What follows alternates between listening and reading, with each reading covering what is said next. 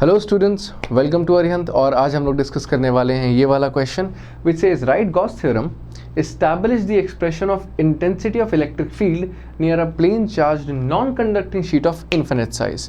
देखिए, अगर हम बात करें गॉस थ्योरम के बारे में तो व्हाट इज गॉस थ्योरम।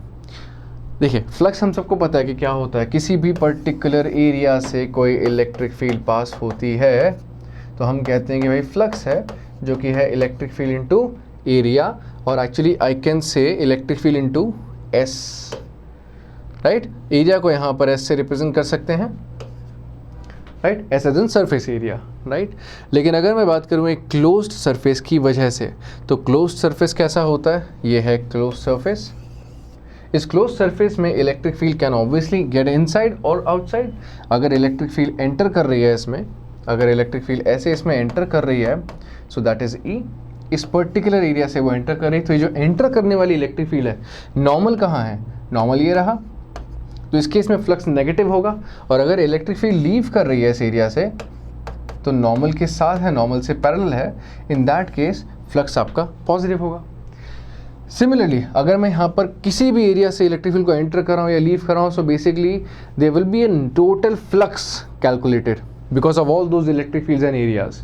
तो मैं ये कह सकता हूँ कि जो नेट फ्लक्स होगा वो हो जाएगा total integration of electric field into all these small areas, right, small surfaces.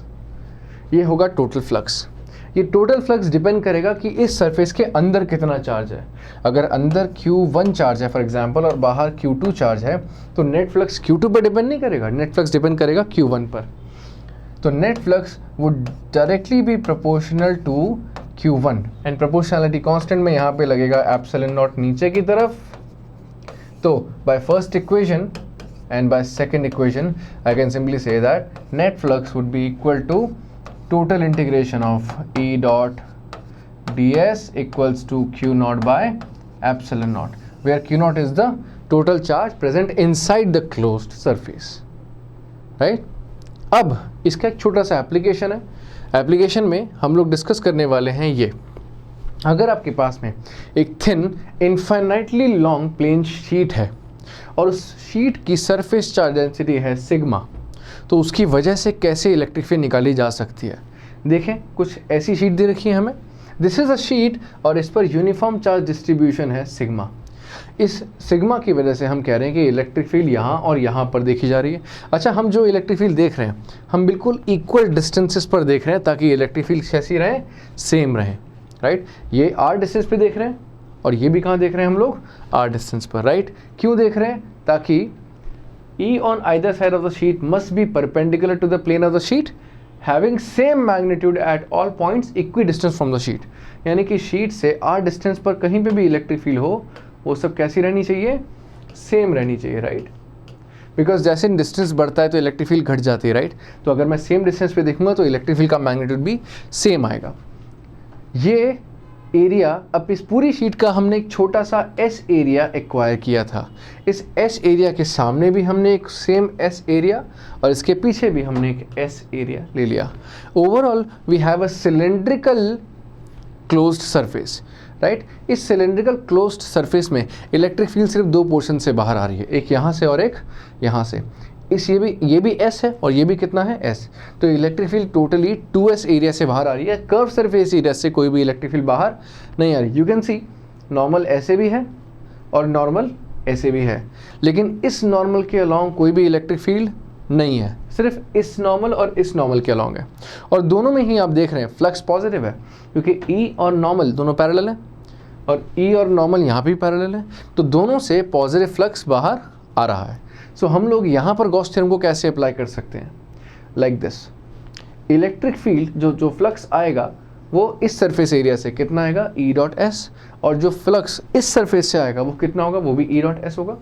तो टोटल फ्लक्स कितना होगा, 2E डॉट एस, राइट।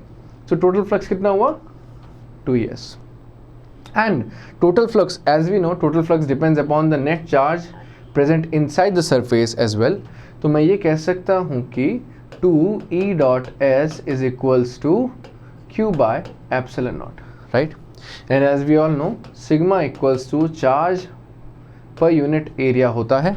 भाई जितना चार्ज हमने एक्वायर किया है इस एरिया में हम उसी की तो बात करेंगे, क्योंकि वही चार्ज तो है इस सिलेंडर के अंदर, बाकी चार्ज तो बाहर है। जो फ्लक्स आ रहा है नेट फ्लक्स, गॉस लॉ के अकॉर्डिंग जो नेट फ्लक्स हम लेते हैं वो इस क्लोज सरफेस के अंदर के चार्ज की वजह से लेते हैं। तो इस क्लोज सरफेस के अंदर तो वही चार्ज है जो इस एरिया के अंदर होगा, तो Q will be sigma into S, right.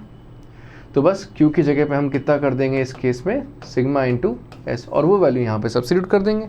So we will get E equals to sigma upon 2 epsilon naught, that is the electric field due to the infinite sheet. Okay, now question के अगले part पर चलते हैं हम लोग।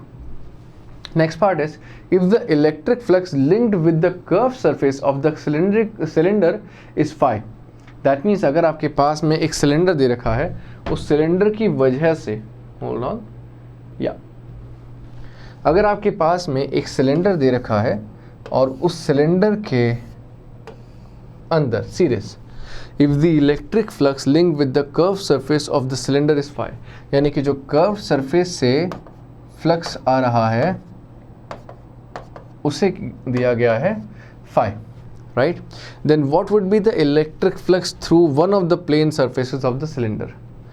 देखिए, अगर मान लेते हैं कि आपके पास वो cylinder, in fact I show you the diagram right now, this is the diagram.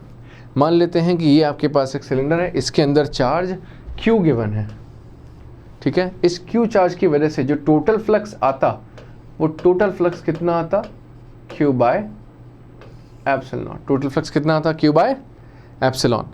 अब ये total flux Q by epsilon है, जिसमें से फाई कर्व सरफेस एरिया से निकल रहा है, तो जो प्लेन सरफेसेस हैं उन प्लेन सरफेसेस से निकलने वाले फ्लक्स को हम फाई पी कंसिडर कर लेते हैं।